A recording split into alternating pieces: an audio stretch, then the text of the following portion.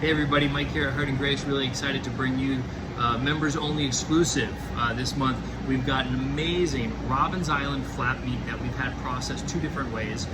First, we have it processed like carne asada as flap meat. Beautiful intramuscular marbling. Really excited to get this marinated on the grill.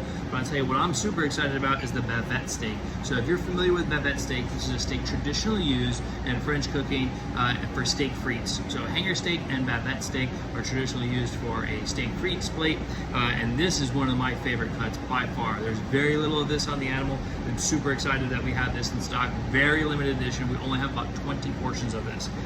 This is something that goes for roughly about $60 a pound for full-blood Wagyu Bavette. We're going to be offering it to you members at only $45 a pound. So this is going to be a pretty hot item. Get it while you can. I'm excited to show you this. Look at the beautiful marbling in this. These are 8-ounce portions. You get 2 of these per pack, and for the asada, you also get 2 pieces of asada coming in at about 1 pound in total weight. Really excited about the Bavettes. The Bavette, I'm actually going to take you through. We're going to cook this. It's really straightforward, really simple. This is going to be really exciting, and we're going to show you how to cook this right now. Here we go. We've got this entire piece. We're going to go ahead and throw this in the cast iron. Give it a little bit of Tasman sea salt on there, all the way around.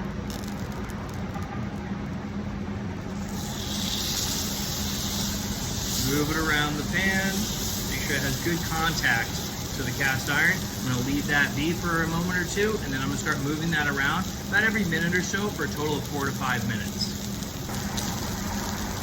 So what I like to do is I grab my tongs, just kind of grab it from the side, kind of bring it around the pan, make sure it's got good contact with the pan, and that it's staying nice and moist with the fat that's in the pan. What this is going to do is going to ensure me a really beautiful crust all the way around the steak and no dry spots. The steak has 4 sides to it, so we really want to make sure we cook it evenly all the way around. So what we're going to do is we're going to flip it just like we would do a regular steak. We're actually going to do a 180-degree turn on this. And look at that beautiful golden brown. So we're going to go ahead and we're going to move that around so it's coated with the fat. And we're going to let that guy sit for another 4 to 5 minutes. And we're going to move it around every minute or so to make sure it has nice contact, but never actually lifting it up. Here we go, we're moving that around the pan, but we're not picking it up, making sure it stays in contact. We're getting ready to flip it one more time. This will be our second flip, now going only a 90-degree flip. So the first flip we did was 180 degrees from one side to the other, and now we'll go 90 degrees for one of the sides that have not been cooked yet.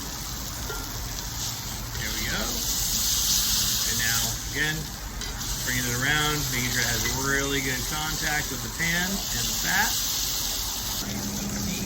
There we go. All right, we're gonna take this out, bring it over to our landing.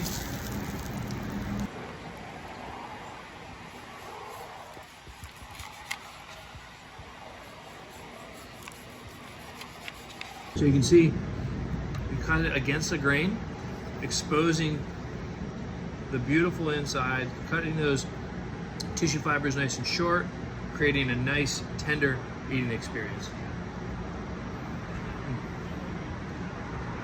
Cheers.